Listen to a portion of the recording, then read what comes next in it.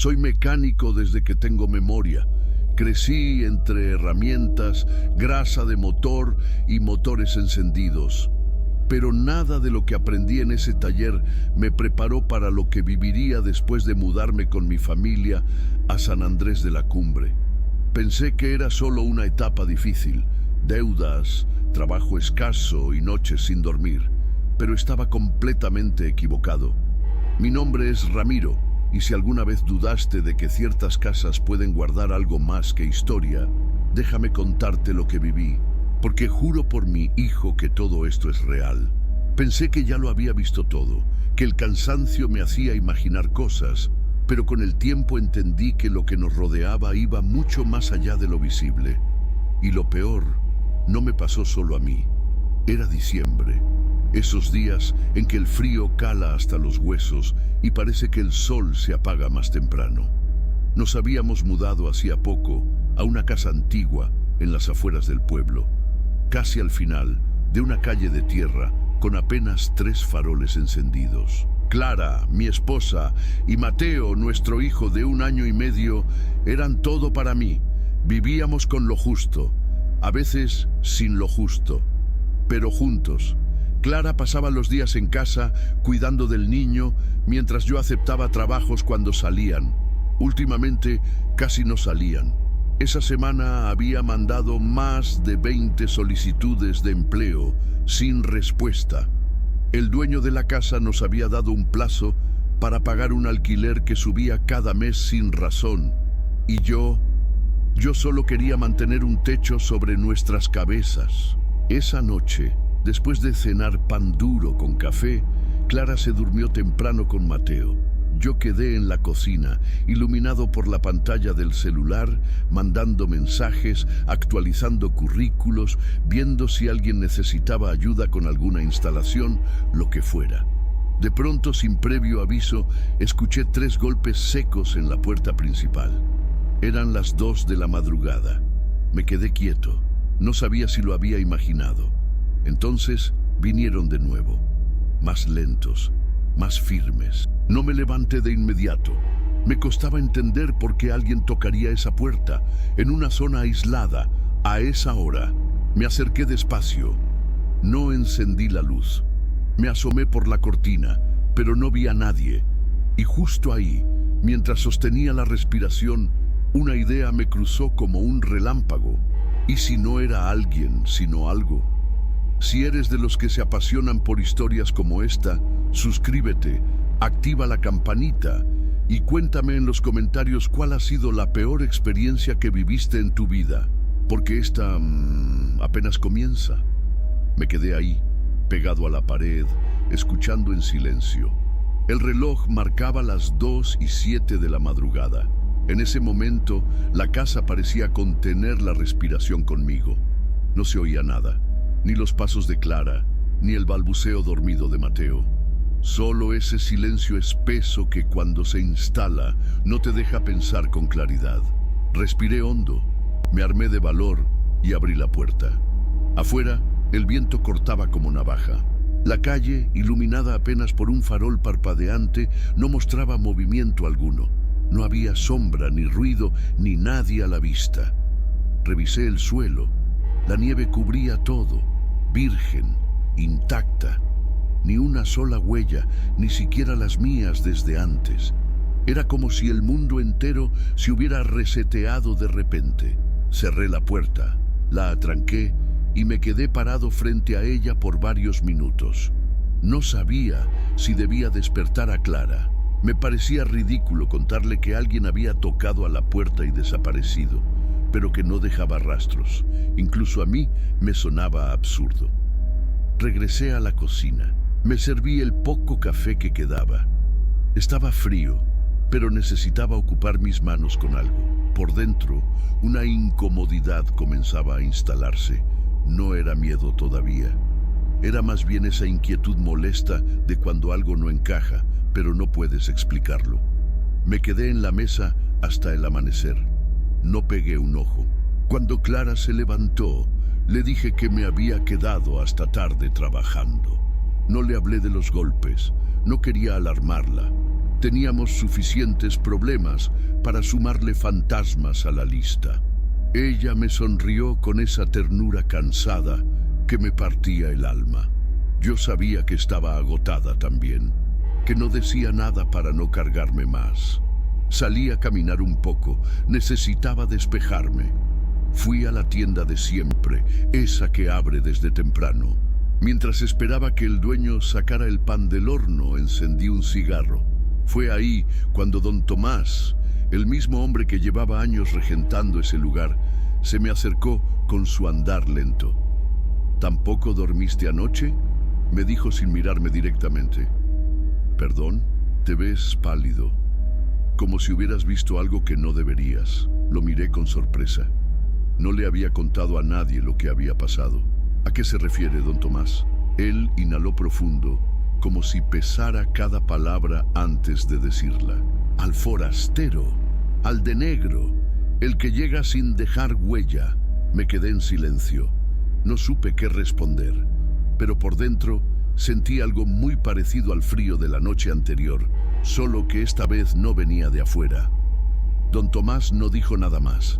Me dio la bolsa con el pan, me palmeó el hombro y volvió al fondo del local como si nada hubiera pasado. Y ahí fue cuando entendí que lo que había escuchado la noche anterior no había sido una alucinación. Regresé a casa con el pan en la mano y la cabeza hecha un torbellino. La conversación con don Tomás no salía de mi mente. Había hablado de un forastero de negro, de alguien que llega sin dejar rastro. ¿Cómo lo sabía? Le había pasado algo parecido. Estaba jugando conmigo. Clara me esperaba con el desayuno casi listo. Mateo ya gateaba por el suelo, persiguiendo un juguete viejo. La escena era tan cotidiana que por un instante dudé de mí mismo. Pensé en no decir nada, pero algo me empujó a romper el silencio. Esta madrugada tocaron la puerta. Clara levantó la vista, extrañada. ¿Cómo que tocaron? ¿Quién? No lo sé. Abrí, no había nadie, ni huellas, nada, como si nunca hubiera pasado. Ella frunció el ceño, pero no dijo nada. Solo asintió despacio, como si quisiera creerme, pero no supiera cómo. ¿Y tú crees que fue alguien o algo? Esa última palabra, algo, me retumbó más de lo que debería. No supe qué contestar. Me encogí de hombros y traté de restarle importancia. Pero Clara no era tonta. Me conoce bien. Sabía que yo no me alteraba por cualquier cosa. Durante el resto del día traté de distraerme. Barrí el patio, revisé una lámpara del pasillo que hacía semanas parpadeaba y hasta me puse a ordenar el pequeño galpón del fondo. Pero nada funcionaba. Cada ruido, cada crujido de la casa me ponía en estado de alerta, como si algo estuviera por pasar. Esa tarde, después de comer, decidí regresar a la tienda. Quería enfrentar a don Tomás, saber si realmente había vivido lo mismo que yo o si solo estaba alimentando leyendas del pueblo. Lo encontré acomodando unas cajas detrás del mostrador. ¿Tiene un minuto, don Tomás? Me miró con esa calma que solo tienen los ancianos que han visto demasiado. Claro, muchacho. ¿Qué pasa? Lo que me dijo esta mañana, ¿es algo que le ha pasado antes? Guardó silencio por unos segundos. Mira, Ramiro, hay cosas que es mejor no nombrar. Aquí, en este pueblo, algunos aprendimos a convivir con el silencio, pero otros se atreven a preguntar. Yo necesito saber, insistí. Si algo amenaza a mi familia, no puedo hacerme el ciego. Don Tomás suspiró. Luego se acercó y me habló casi en un susurro. Esa casa, donde vives ahora, ya ha sido testigo de noches como la que viviste. Como dice, no eres el primero. Hubo otros antes que tú. No duraron mucho ahí. Me quedé sin palabras. Algo en su tono, en su mirada, me heló la sangre. ¿Y qué fue lo que vieron? Me observó por un momento más y simplemente dijo, el problema no es lo que vieron, sino lo que dejaron entrar. Esa noche intenté no pensar en nada.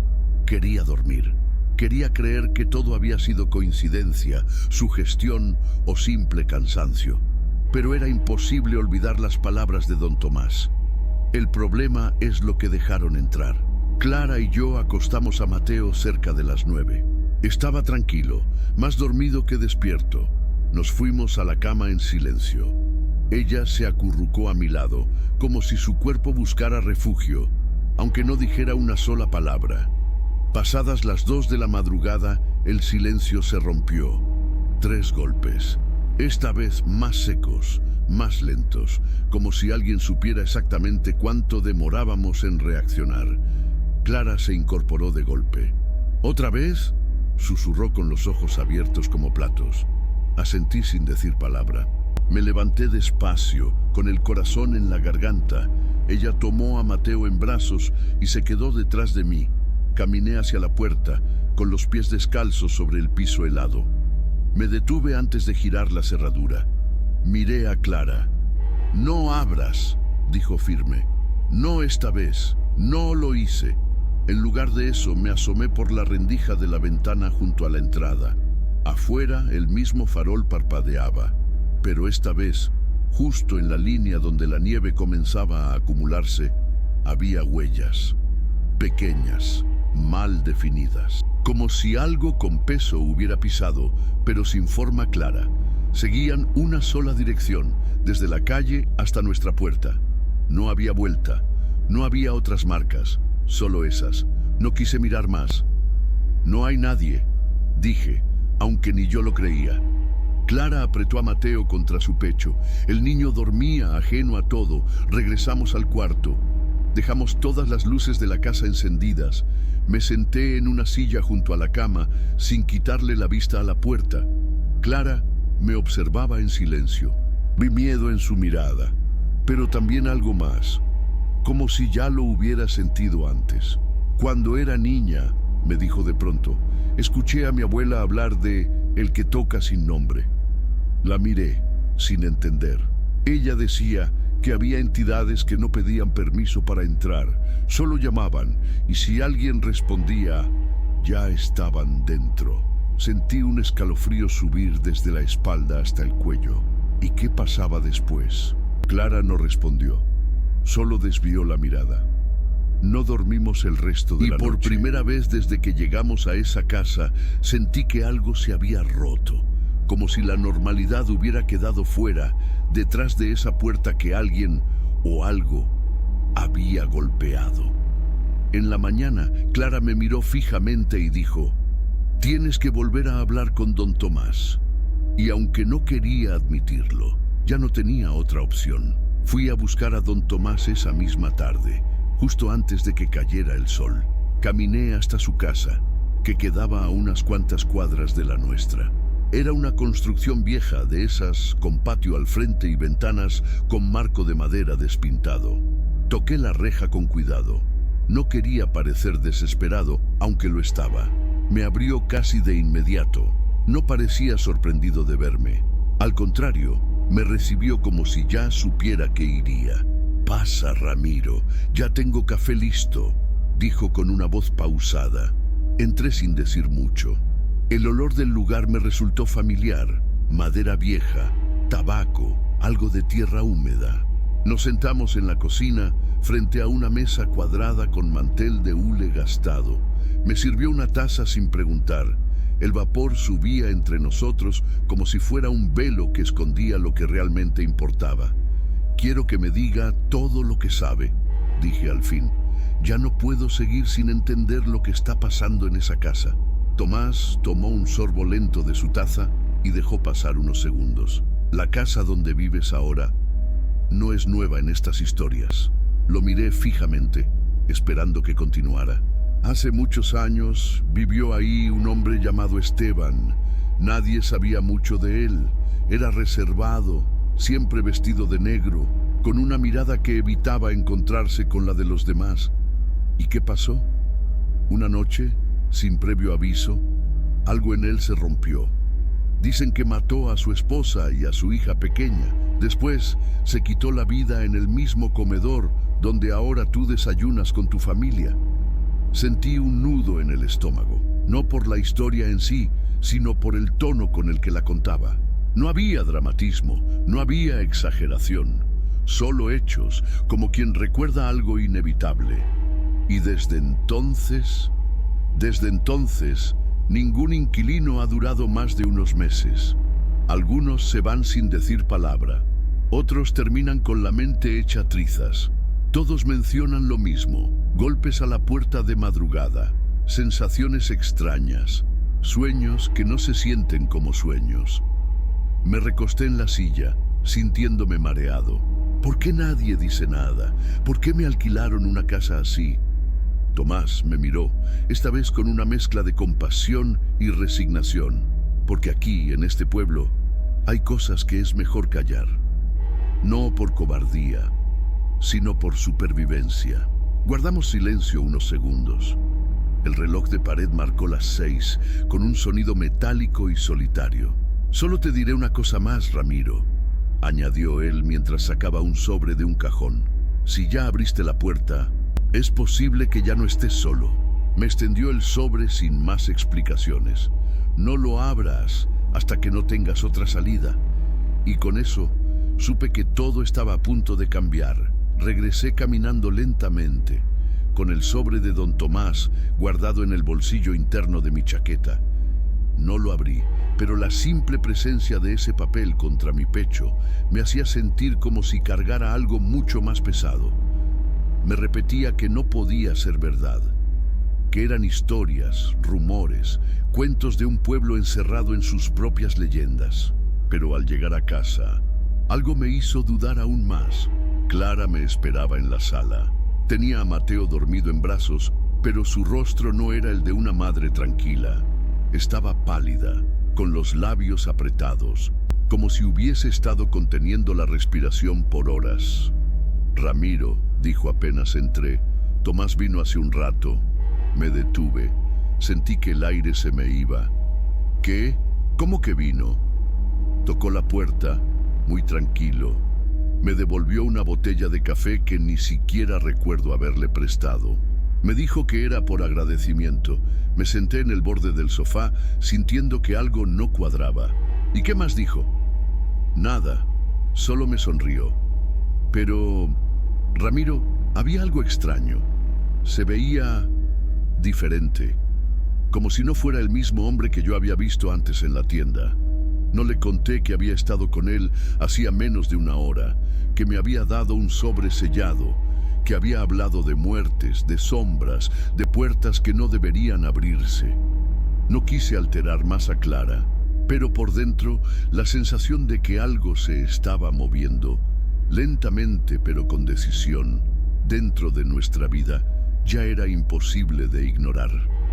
Esa noche, por primera vez, dejamos todas las luces encendidas. Clara insistió en dormir con Mateo en nuestra cama. Yo no pegué un ojo. Me quedé sentado en la cocina con la taza de café entre las manos, sin tomarla. El sobre seguía cerrado en mi bolsillo. A las 2 en punto, sin falta, los golpes regresaron.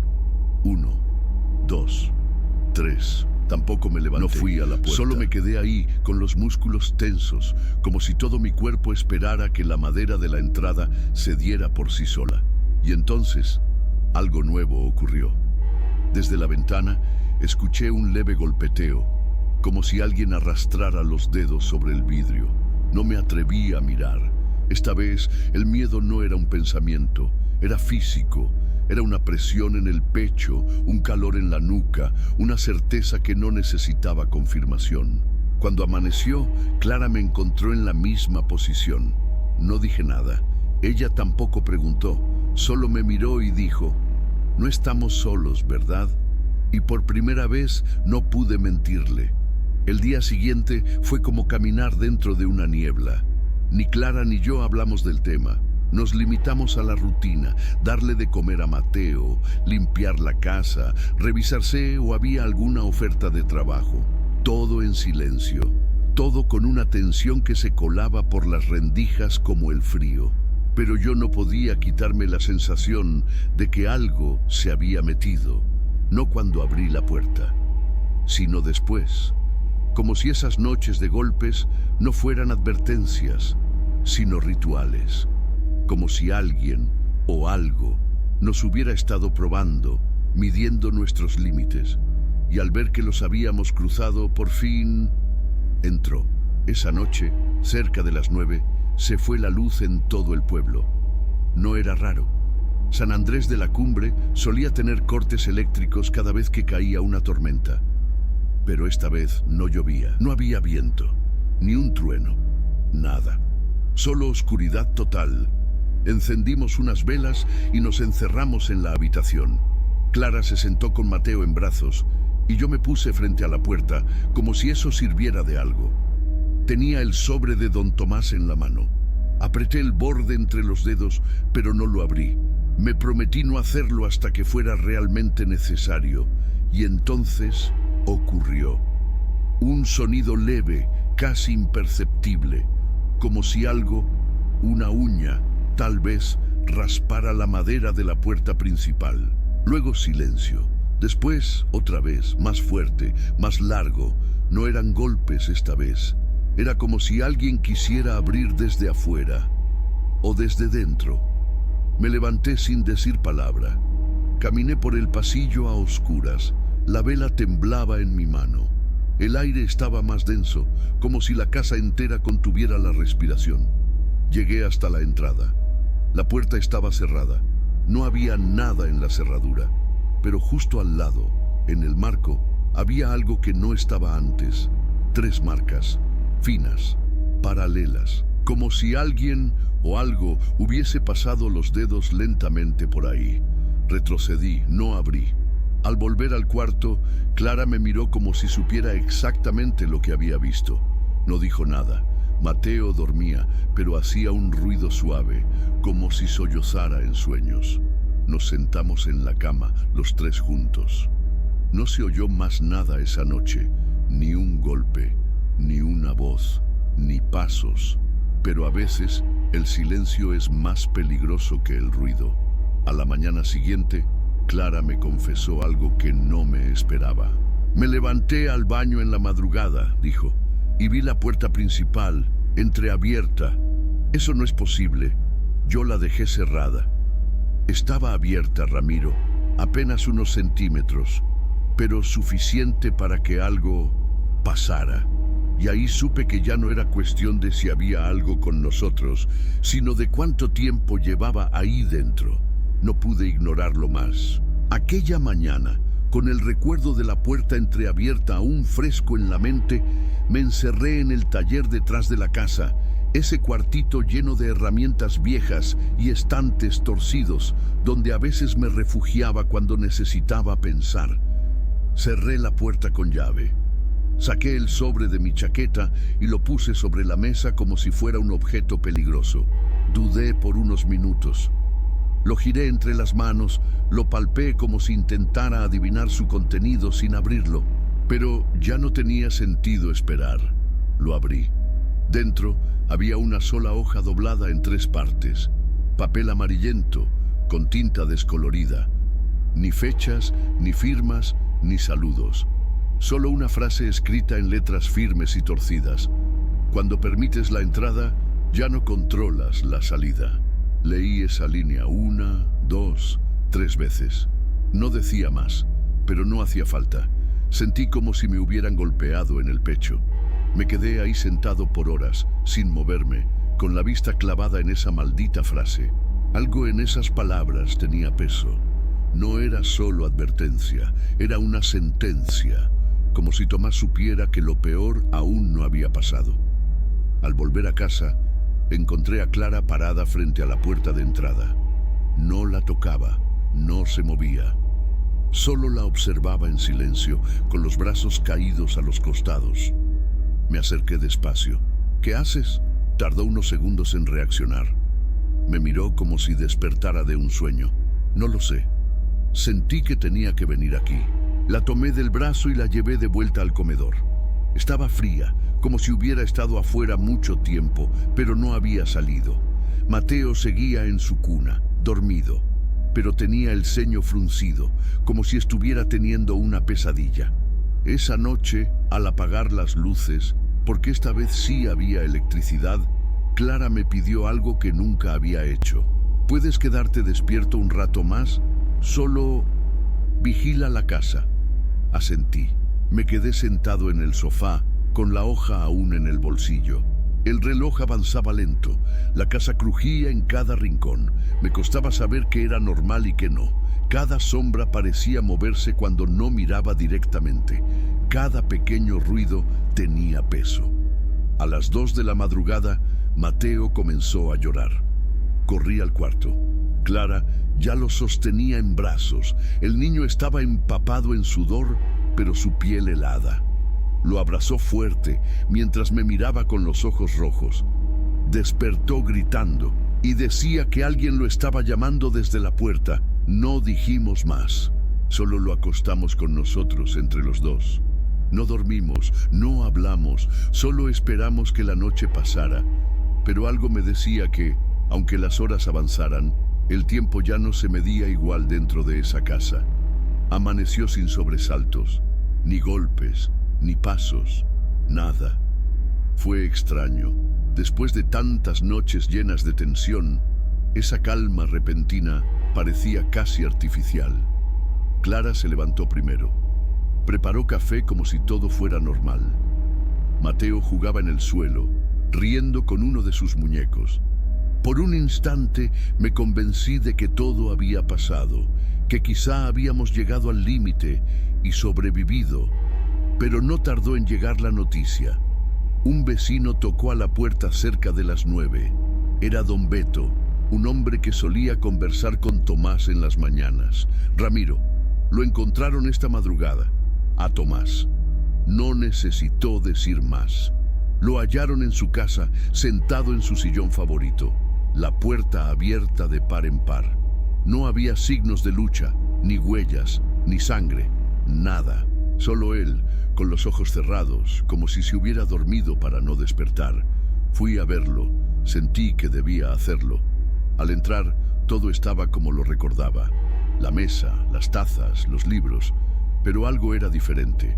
El aire se sentía más pesado, como si la habitación guardara el eco de un suspiro que no terminaba de apagarse. Sobre la mesa había una hoja en blanco. Ni una palabra. Y eso me asustó más que cualquier carta. Cuando regresé a casa, le conté a Clara. Ella no pareció sorprendida. Bajó la mirada y murmuró: «Yo lo sentí esta madrugada. Algo se fue, como si alguien lo hubiera contenido». Pasaron los días, y para mi sorpresa, las cosas empezaron a cambiar. No volvimos a escuchar golpes. Mateo dormía de corrido, sin gritar ni sudar. Clara volvió a sonreír, a cantar bajito mientras cocinaba. Yo conseguí un pequeño trabajo en una gasolinera cercana. Poco a poco, la vida retomaba su curso. Pero dentro de mí, algo no se acomodaba del todo. Esa calma no se sentía natural. Cada vez que pasaba por la tienda, me detenía frente a la casa de Tomás. Estaba cerrada, como si nunca hubiera existido. Pero yo sabía que su muerte no había sido común. Y lo que más me inquietaba era una pregunta que no podía sacar de la cabeza. ¿Qué sabía él que nunca me dijo? A veces pensaba en abrir de nuevo el sobre. Tal vez había algo más escondido, pero nunca lo hice. Lo guardé al fondo de una caja, junto con la hoja que encontré en su casa. Las dos cosas me pesaban más que cualquier herramienta de mi taller, y aunque todo parecía haber vuelto a la normalidad, yo sabía que eso era solo en apariencia. La casa no volvió a mostrar señales, pero yo seguía escuchando. Pequeños crujidos a la misma hora, ecos que nadie más oía, y el más inquietante de todos, una respiración suave, casi imperceptible, que a veces sentía del otro lado de la puerta principal, como si aquello que entró todavía no se hubiera ido. Han pasado más de 3 meses desde aquella noche en que Tomás murió. Desde entonces, nada extraño volvió a suceder. No hubo más golpes, ni sombras, ni puertas entreabiertas a medianoche. Clara retomó su ritmo con Mateo, y yo empecé a trabajar fijo en un pequeño taller al otro lado del pueblo. A simple vista, somos una familia común, de esas que sonríen en las ferias del domingo y compran pan en la misma tienda de siempre. Pero por dentro, nada volvió a ser igual, porque aunque las cosas se calmaron, yo sé que algo sigue ahí, y eso es lo más difícil de explicar. Hay noches, no todas, pero las suficientes, en que me despierto sin motivo. Miro el reloj. Siempre marca entre las 2:00 y las 2:10. Me levanto en silencio, sin hacer ruido para no despertar a Clara ni a Mateo. Camino por la casa como si no tuviera derecho a hacerlo, como si cada paso fuera una invasión en algo que ya no me pertenece del todo. Llego hasta la puerta principal. Está cerrada. Siempre lo está. He verificado 1000 veces que esté con doble llave, con el pasador asegurado, incluso he reforzado el marco. Pero aún así, me detengo. Coloco la mano sobre la madera, fría, sólida, firme. Pero lo que me hiela no es el tacto, es el sonido. Porque del otro lado, no sé cómo decirlo, siento una respiración. No es viento, no es eco, es algo rítmico, húmedo, como si alguien estuviera del otro lado, con la frente apoyada contra la puerta esperando, sin hablar, sin moverse, solo respirando. Al principio pensé que estaba volviéndome loco, que eran secuelas del estrés, del miedo. Fui al médico, me hicieron análisis. Todo salió bien. Salud perfecta, dijo el doctor. Pero no es salud lo que me preocupa, es memoria. Porque yo recuerdo cada detalle, cada noche, cada golpe, cada vez que abrí esa puerta y no había nadie. Y también recuerdo lo que dijo Tomás, con esa calma de quien sabe que el tiempo ya no le pertenece. Si ya abriste la puerta, es posible que ya no estés solo. Hoy lo entiendo, no se refería a un fantasma, ni a una maldición clásica de esas que se ven en películas. No, hablaba de una presencia que se instala en lo cotidiano, que no necesita manifestarse para hacerte saber que sigue ahí. Una presencia que vive en los silencios, en lo que no se dice, en lo que solo tú puedes sentir. Y lo más aterrador de todo es que uno se acostumbra, aprende a convivir con ello, a respirar al mismo ritmo, a ignorarlo durante el día y temerlo en las noches. Porque aunque no lo veas, aunque no lo escuches, aunque jures que ya pasó, sigue ahí, justo del otro lado de la puerta, esperando que vuelvas a abrir.